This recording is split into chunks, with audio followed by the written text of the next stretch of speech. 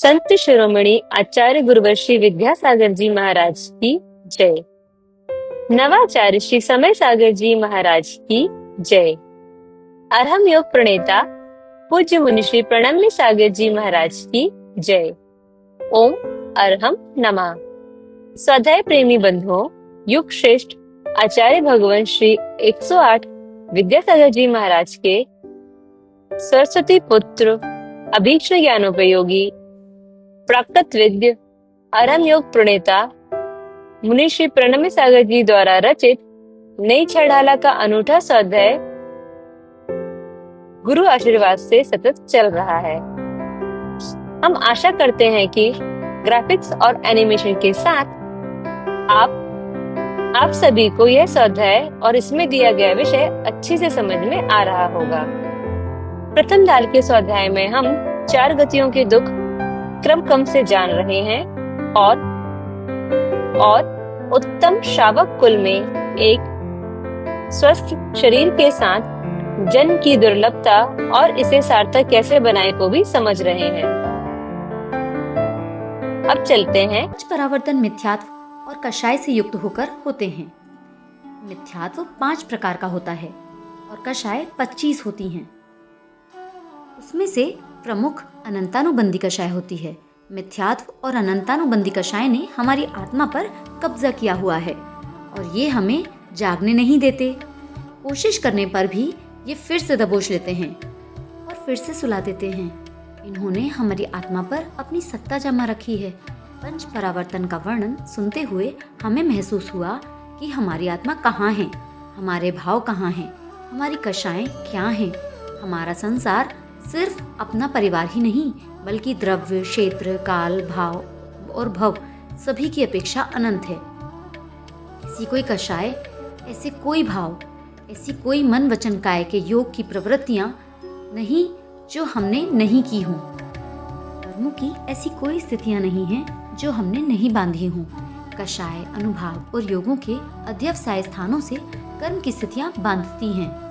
इनकी परिणतियां अलग अलग होने से स्थितियां और भाव भी अनेक प्रकार के हो जाते हैं। समान रूप से बैठे और सुनते हुए भी किसी की भी कषाय समान नहीं होती। अपने अपने कर्म के उदय से कषायों की परिणाम अलग अलग होते हैं, जिससे सबका कर्म बंध भी अलग अलग होता है। कषाय कभी भी नहीं छूटती। धर्म तब होता है जब कषाय हल्की होती है, लेकिन उसका सद्भाव तो बना ही रहता है, भले ही हमें पता नहीं चलता। ये कषाय और मिथ्यात्व मदिरा से भी ज्यादा विवेक भुला देते हैं। मदिरा का नशा कम होते ही यदि फिर से पिला दी जाए तो वह इंसान फिर उठ ही नहीं पाता है। ऐसा बार बार करते करते विकार इतना बढ़ जाता है कि वह अपनी सुध-बुध भी नहीं ले पाता। उसी तरह हम अनादिकाल से मिथ्यात्व और कषाय का रस पीते आए हैं। इसके कारण अब कोई भी ऐसा भाव उत्पन्न नहीं होता जिससे हम अपनी सामर्थ्य प्रकट कर पाएं और इन रसों से आसक्ति हटा पाएं। जैसे मदिरा से व्यक्ति बेहोशी में पड़ा हुआ कुछ न कुछ करता रहता है, ऐसे ही हमें भी होश नहीं रहता कि हम कौन हैं, हमारा क्या स्वभाव है, हमारे संसार में आने का क्या उद्देश्य है। हम बस पैसा कमाना और परिवार बनाना ही सब समझते हैं। यह पता नहीं चलता कि हमारा क्या छूट रहा है।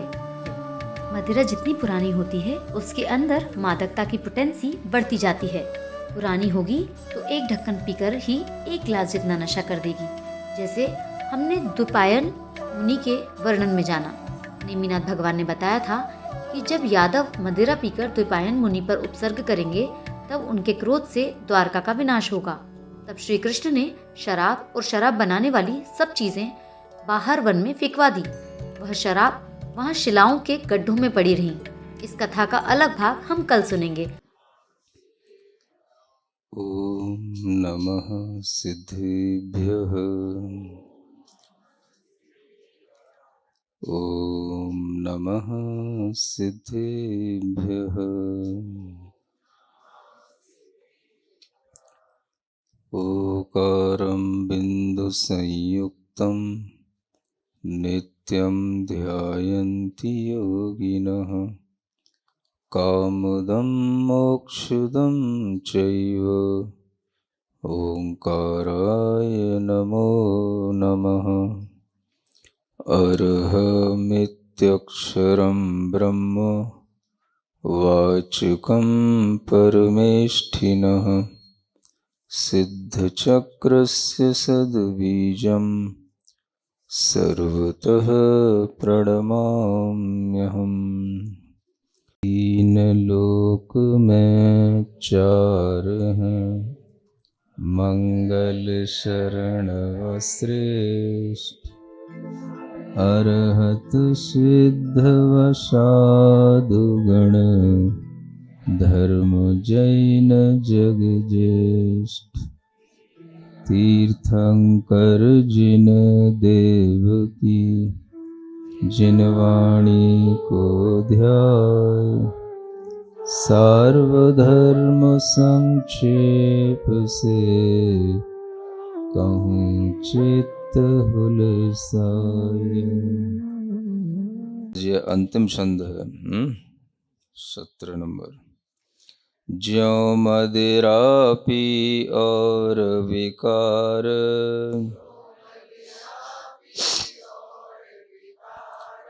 बढ़ता कर मन का त्यों भार,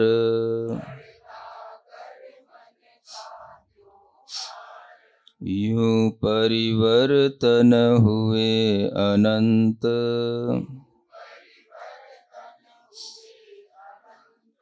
कारण कहूँ यथा भगवंत।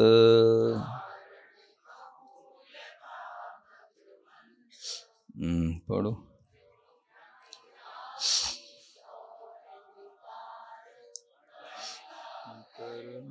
ये मत पूछना महाराज आपको सब पता क्यों है। संसार का स्वरूप केवल देख देख करके भी समझा जा सकता है, और हर प्रकार का रस क्या व्यक्ति पी रहा है, क्या उसके अंदर मद आ रहा है, क्या उससे उसके लिए प्रतिफल मिल रहा है, ये उसको देख करके भी समझा जा सकता है। इसलिए आचार्य कहते हैं कि यह भाव जो हमारे अंदर आते हैं कषाय के, विपरीत श्रद्धान के, हमारी मिथ्या यह परिणति हमको कभी भी होश में आने ही नहीं देती, और यही भाव हमें बार बार अपनी पुष्टि कराते रहते हैं कि अगर हम मिथ्यात्व के साथ हैं तो हम बने ही रहें, कषाय के साथ हैं तो हम बने ही रहें। होश नहीं है कि हम क्या हैं, हमें क्या करना है, हमारा स्वभाव क्या है, मैं कौन हूं, मेरे लिए इस संसार में आने का क्या इतना ही उद्देश्य है कि मैं बड़ा हो गया, मैंने कोई जॉब कर ली, बिजनेस कर लिया, पैसा कमा लिया, एक फ्लैट ले लिया, विवाह कर लिया, परिवार बना लिया, क्या मेरा इतना ही कार्य है या इसके अलावा कुछ और भी है। अब वो कार्य भी अलग इसलिए नहीं दिखाई देता क्योंकि सारे पिए हुए लोग जब एक साथ होते हैं तो वह सब एक दूसरे को देख करके वही करते हैं जो दूसरे सामने वाला कर रहा होता है। सुन रहे हो? क्योंकि पिए हुए लोगों की भी अपनी एक सोसाइटी बन जाती है, उनका भी अपना एक संसार बन जाता है, ग्रुप बन जाता है, तो वह सब लोग उसी चाल में चल रहे हैं जिस चाल में हर कोई बंदा उसे चलता हुआ दिखाई देता है। और इस तरह से चलते हुए भी उसे कभी महसूस नहीं होता कि कहीं हमारे लिए कुछ और भी छूट रहा है। यह मदहोशी का परिणाम है, और यह मदिरा जितनी पुरानी होती जाएगी उतना ज्यादा और ज्यादा उसके अंदर मादकता की पोटेंसी बढ़ती चली जाएगी। माने आप विचार करो कि अगर कहीं एक गिलास पी करके जो नशा आएगा वह अगर पुरानी होगी तो एक ढक्कन पी करके भी उतना ही आ जाएगा। सुन रहे हो? कैसे पता आपको महाराज? देखो कैसे पता, मैं बताता हूं।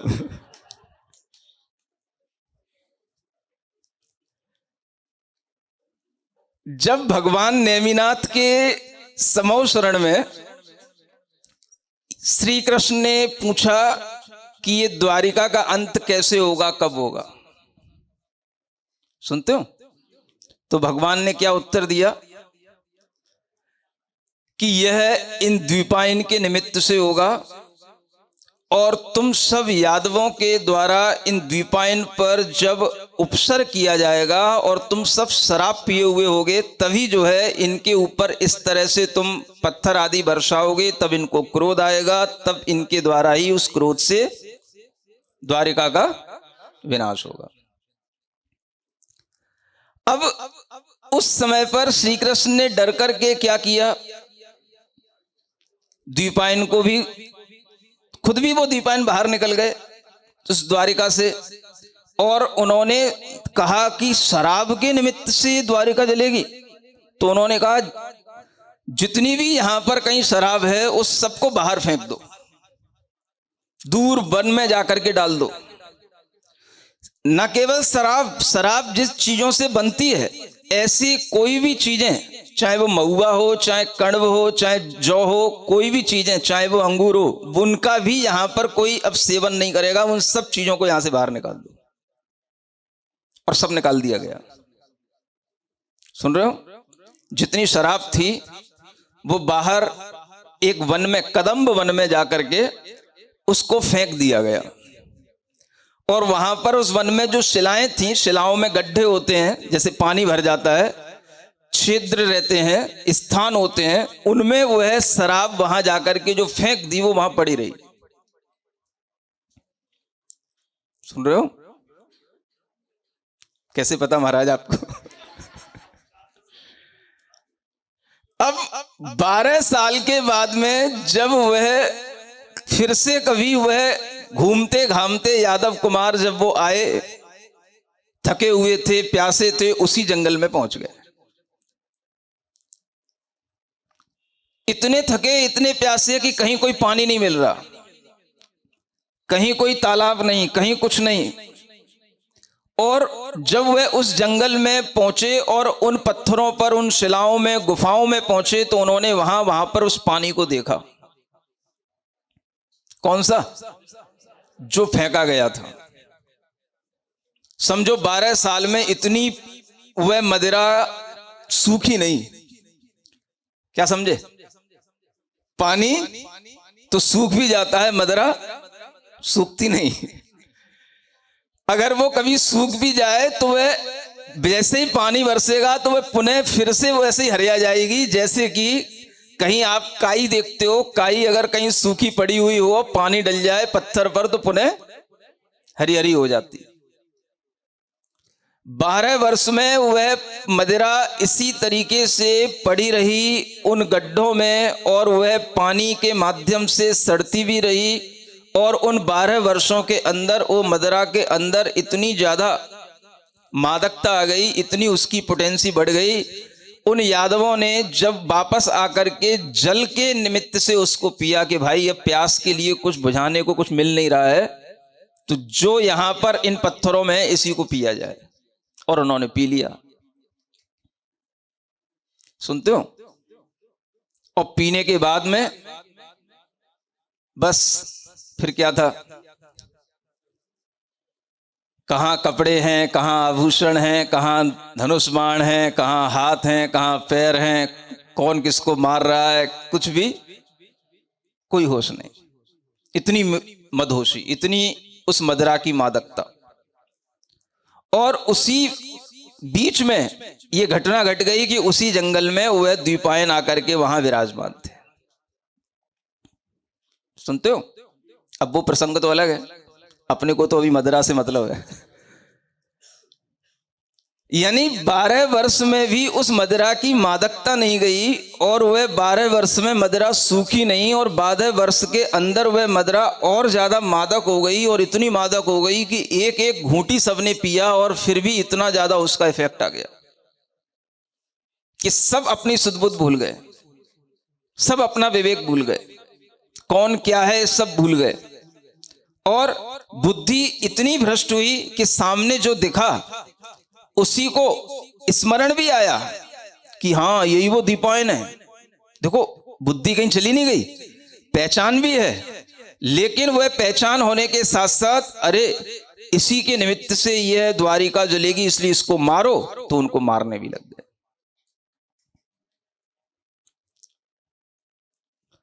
तो विवेक बुद्धि जागृत रहती है सिर्फ इस रूप में कि हाँ, हम चल रहे हैं, हम हैं, हम देख रहे हैं, हमें कुछ दिख रहा है, लेकिन क्या दिख रहा है, क्या सही है, ये विचार नहीं आ पाता। और इसी मदिरा के इस स्वभाव को देखते हुए आचार्यों ने कहा कि यह मदिरा के स्वभाव की तरह हमारे परिणाम, हमारे भाव मिथ्यात्व और कसाय से इतने अनुरंजित हो चुके हैं कि हमें अब अपने स्वभाव का भान ही नहीं होता कि मैं कौन हूं, मुझे क्या करना है। क्योंकि भावों पर कौन अपना कब्जा कर चुका है, हमारे आत्मा के पूरे स्वभाव पर कौन अपना कब्जा कर चुका है, तो ये मिथ्यात्व और कसाय के भाव, जिनसे ये संसार अनंत काल से चला आ रहा है। अब इस मिथ्यात्व की परिणति में जब हम देखते हैं तो इसकी परिणति उस मदिरा की तरह ही है।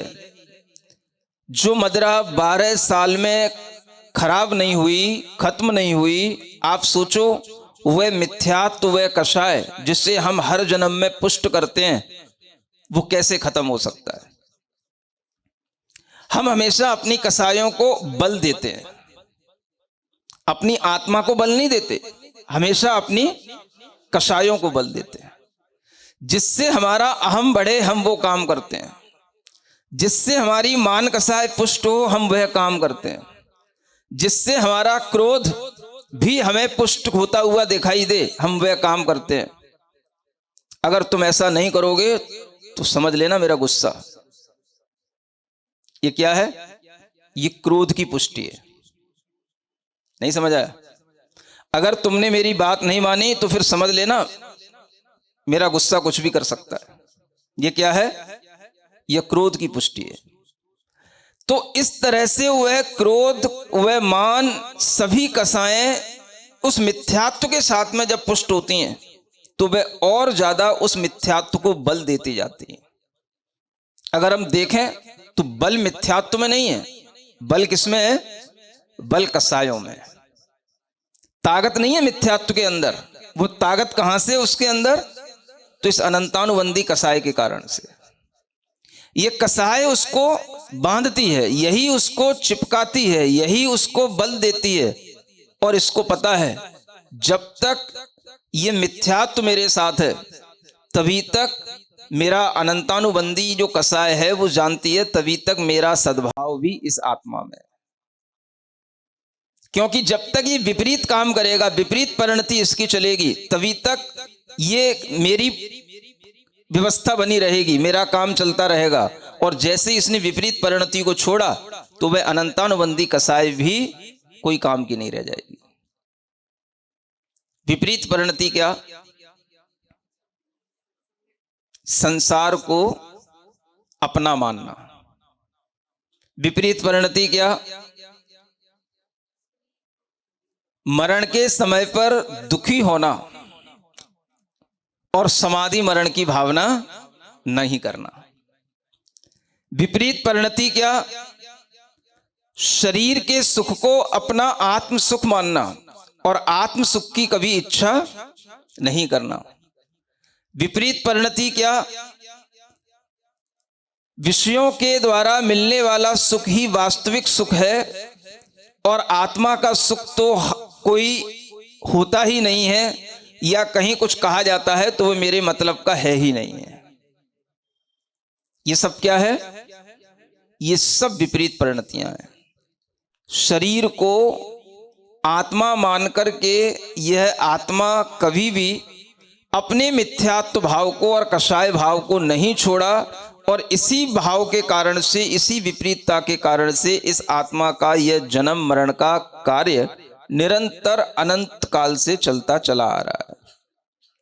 और ये विपरीत परिणति बढ़ी हुई है, बहुत बड़ी हुई है।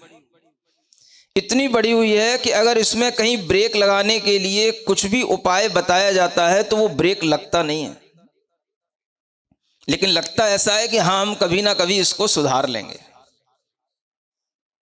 सुन रहे हो?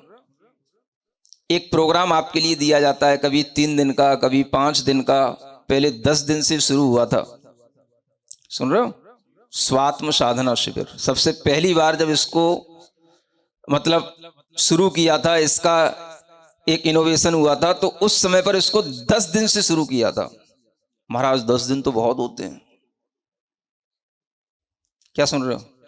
हाँ, अनंत काल बहुत नहीं दिखता, 10 दिन बहुत दिखते हैं।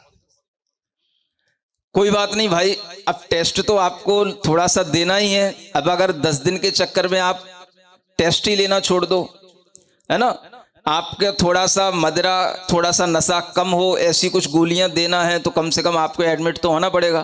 तो महाराज 10 दिन के लिए नहीं हो सकते हैं। स्वस्थ तो होना चाहते हैं, लेकिन 10 दिन एक ज्यादा टाइम है। आप सोचो, मेरा भी अपना परिवार है, बच्चे हैं, 10 दिन बहुत होते हैं। चलो भाई कोई बात नहीं, 5 दिन पे आते हैं। तो कुछ 5 दिन का शुरू किया महाराज। अब ये 5 दिन भी सबके लिए संभव नहीं है, और जो कॉरपोरेट में काम करने वाले लोग हैं, कंपनियों में काम करने वाले लोग हैं, उनके लिए तो 5 दिन भी कहाँ मिलते हैं महाराज। मुश्किल से सैटरडे संडे मिलता है। आप थोड़ा सा और अपना प्लान हम लोगों के हिसाब से बनाओ। सुन रहे हो? कोई बात नहीं भाई, डोज तो देना है? चलो कोई बात नहीं, 5 दिन की ना सही तो 3 दिन की सही, कम से कम एक बार डोज लेगा, 3 दिन की सही, थोड़ी बहुत तो कम से कम असर होगा, ऐसा सोच करके अब वो 3 दिन में सिमट गया। समझ आ रहा है? अब ये 3 दिन भी 3 दिन बिना मोबाइल के, बिना बातचीत के, बिल्कुल मौन, वहां करेंगे क्या महाराज?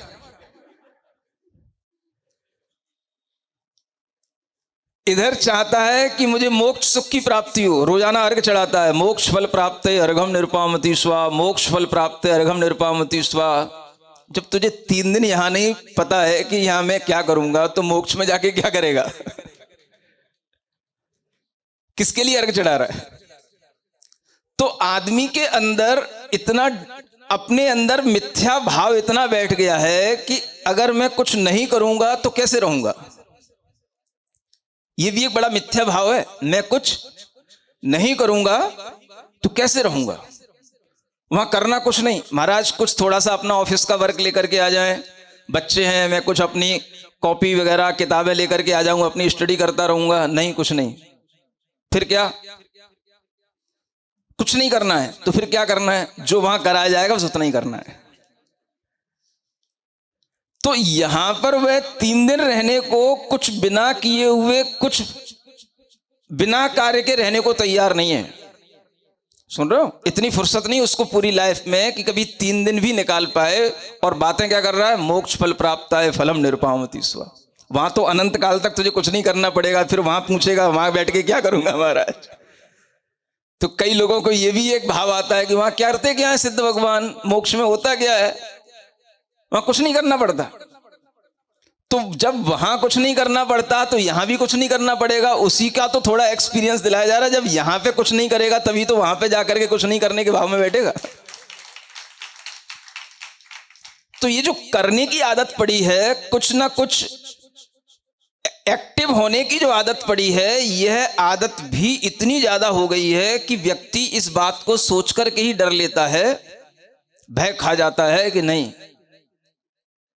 वैसे दूर से देखेगा तो अच्छा लगेगा, हाँ महाराज कभी आप कराओ तो मैं भी आऊंगा, हाँ। और फिर जैसे ही टाइम आता है तो उससे जब अपने ऊपर दिखता है कि अब ये टाइम आ गया तो मैं 3 दिन कैसे निकालूं, तो एकदम से उसको बड़ा डिफिकल्ट समझ में आता है। 3 दिन, यही 3 दिन के टाइम, तो उसे फिर आगे पीछे देखने में आता है, अरे घर में बच्चे के लिए ये प्रॉब्लम है, पत्नी को ये प्रॉब्लम है, माँ को ये है वो है, तो इन 3 दिनों में नहीं, फिर कभी अगली बार देखेंगे। सुन रहे हो? वो अगली बार भी ऐसा ही होना है। वो मदिरा का भाव अगर आज कम नहीं करा तो आगे भी कम नहीं होना है, वो तो और बढ़ना है। जो आज परिस्थितियां जितनी सही हैं उससे ज्यादा और आगे अच्छी नहीं होंगी, बिगड़ने वाली हैं, लेकिन हम सोचते हैं अच्छी हो जाएंगी। ये भी एक विपरीत बुद्धि है। इसलिए अगर हम आज कुछ अच्छा कर लेते हैं तो आगे की परिस्थितियां भी अच्छी बन जाती हैं। और हम केवल इसी बात पर ध्यान देते हैं कि जब परिस्थितियां अच्छी हो जाएंगी तभी हम कुछ करेंगे, तो परिस्थितियां कभी भी अच्छी बन नहीं पाती, अनुकूल बन नहीं पाती। अगर हम उन्हीं परिस्थितियों में से अनुकूलता बनाने की कोशिश करेंगे तो हमारी आने वाली परिस्थितियां भी अच्छी बन जाती हैं। ये विज्ञान अपने अंदर आ जाने का नाम भी सम्यक ज्ञान है। ये भी मदिरा का प्रभाव है। परिस्थितियां अभी अनुकूल नहीं है, अभी घर में बहुत काम है, अभी घर का कंस्ट्रक्शन चल रहा है, अभी नई नई ऑफिस ज्वाइन की है, अभी एक दिन की भी छुट्टी लेंगे तो भारी पड़ेगा, ये है वो है, ये सब बातें क्या है? ये सब उस मदिरा का प्रभाव है। मिथ्यात्व और अनंतानुबंधी कषाय के प्रभाव में इस तरह का वह बड़बड़ाता है। सुन रहे हो? और जिसे ये समझ में आ जाता है कि नहीं भाई अभी थोड़ा सा ठीक ठाक है, आज कर लो तो क्या होगा, आज अगर वो अच्छे से कुछ कर लेगा, आज अगर उसके पास समय मिल जाएगा तो आने वाले समय में उसकी वह परिस्थितियां और अच्छी बन जाएंगी और उसके लिए समझ में आने लगेगा कि भाई उन परिस्थितियों में जब हमने 3 दिन निकाल लिए तो आज तो मैं बहुत अच्छा हूं, तो वह कभी 5 दिन भी निकाल लेगा। इसका नाम क्या है? मदिरा का प्रभाव कम होना। सुन रहे हो? हाँ, तो कोई भी प्रभाव मदिरा का कम नहीं करना चाहता। कैसे कम हो? बचपन में तो कम होता ही नहीं, समझ आ रहा है? बचपन में और चढ़ा रहता है, युवावस्था में और चढ़ा रहता है। वो एक बीच का टाइम आता है जब युवावस्था से वह कहीं वृद्धावस्था की ओर हो, तब थोड़ी बहुत उस आदमी को थोड़ा सा उस समय पर हाँ कुछ थोड़ा सा होश सा रहता है, वो होश आने का चांस रहता है। समझ में आ रहा है ना? यहां भी ज्यादातर लोग आप देखोगे वही बैठे मिलेंगे। कौन? जो युवावस्था से ऊपर निकलने वाले हैं। समझ आ रहा है? ये बात अलग है कि आजकल आदमी 60 साल में भी आई एम ऑल्सो यंग, है ना, हमेशा जो है यंगरनेस की फीलिंग में रहता है, लेकिन वह जो कर चुका है अब उससे आगे का पड़ाव कुछ और दिख रहा है। वो उसी बीच का व्यक्ति थोड़े से होश में आता है, भाई चलो सुन लो, कुछ तो कहा जा रहा होगा, बहुत सारे लोग सुन रहे हैं, बहुत सारे लोग आते हैं, चलो अपन भी एक बार बैठ करके देख तो लेते हैं, अपना क्या बिगड़ेगा, चलो आज सैटरडे ही सही, संडे ही सही, एक दिन टाइम निकाल लेते हैं। समझ आ रहा है? अब वो एक दिन टाइम निकालना भी, 1 घंटे का टाइम निकालना भी उसके लिए मुश्किल पड़ता है। सिरिजिणवाणी जग कल्याणी जग जन मदतम मोहरी जनमण हारी गढ़हर हारी जम जरा भव रोग हरि तिथ्य राणम दिव्य झुणिम जो पढ़ई सुणई मय्ये धारई राणम सौख मणंतम धर्य सासद मोक्ष पदम पावई सासद मोक्ष पदम पावई।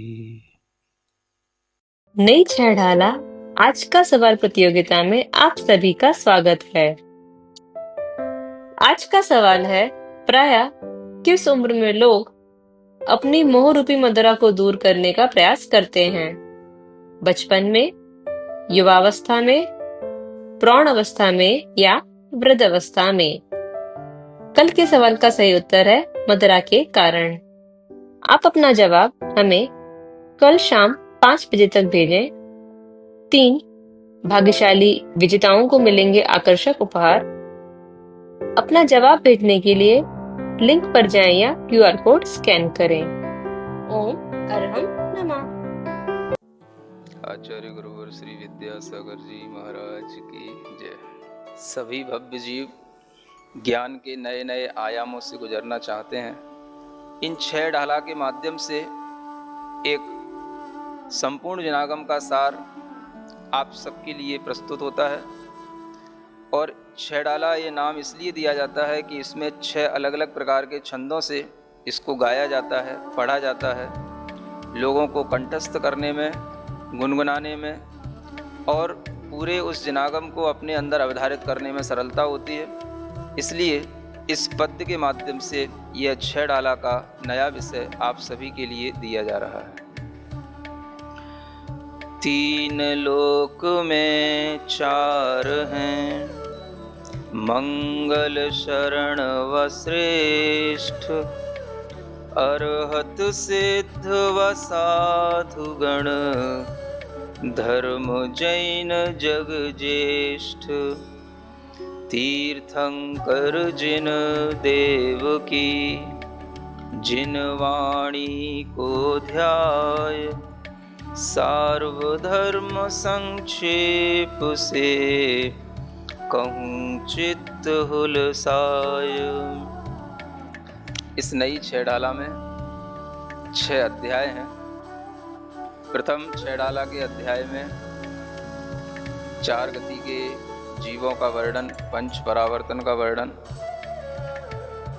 जीव की प्रत्येक पर्याय में दुर्लभता के उदाहरण दिए गए हैं।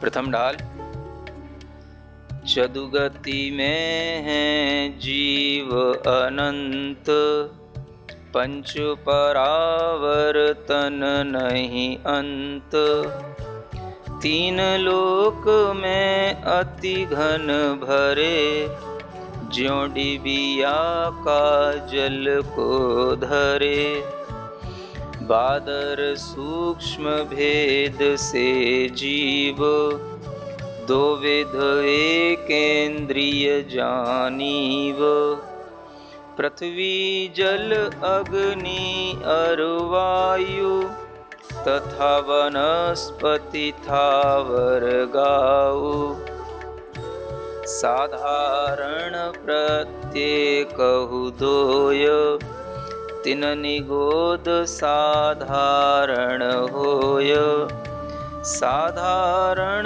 आहार शरीर, एक संग जनि मरणन पीर, नित्य इतर 2 भेद निगोद, सब ही पूर्ण अपूर्ण विबोध, श्वास 18 भाग ही जीते, लब्धि अपर्याप्तक सुख रीते, जन्म मरण जो होय निरंतर, कहें क्षुद्र भव संज्ञा जिनवर, 66 सहस 132, एकेंद्रिय के भव जिन दीस, सिद्ध जीव से गुणे अनंत, तन निगोद एक जीव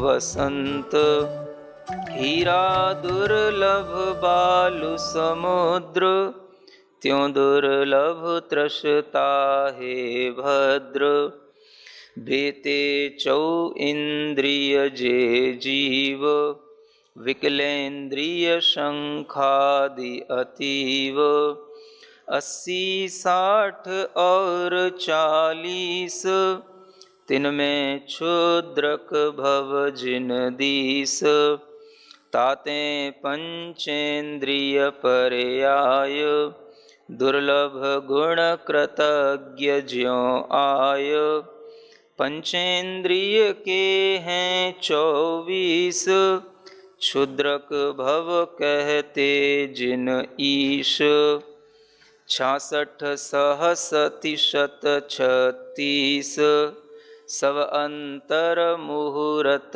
भवदीस, रत्न राशि चौपात मिले ज्यों, मनुज जन्म दुर्लभ पाना त्यों, पुनः मनुज दुर्लभ तरु जले, फिर से वे पुद्गल आ मिले, देश कुलेंद्रिय विभव निरोग, पुनः पुनः दुष्कर संयोग, गर्भवास निकसन दुख भूला, यौवन मद में रहता फूला, रोग बुढ़ापा मरड़त रोय, फिर भी सुख का बीज न बोय। धर्म बिना जो जीवन जीव, व्यर्थ नेत्र बिन वक्त्र सदीव। धर्म पाय विषयन में व्यस्त, चंदन दाह भस्म कर मस्त। जस तस विषय विरक्ति होय, मरण समाधि सुदुर्लभ जोय। इस विध दुर्लभ है संज्ञान, बिन विचार पशु मनुज समान। कर्म और नौ कर्म अखेद, द्रव्य परावर्तन द्वय भेद। थोड़ा बचा न कोई द्रव्य, भोग न छोड़ा भव्य अभव्य। जन्म मृत्यु से रहित जहान, क्षेत्र बचाना तू यूं जान। सभी काल के समय अतीव, जना मरा है हर एक जीव। प्रतिभव की हर एक आयु, भव परिवर्तन कर दुख पायु। उत्कट मध्यम जघन विभाव, विधिबंधन का वर्तन पाव। ज्यों मदिरा पी और विकार, बढ़ता कर मन का त्यों भार। यूं परिवर्तन हुए अनंत, कारण कहूँ यथा भगवंत। दूसरे अध्याय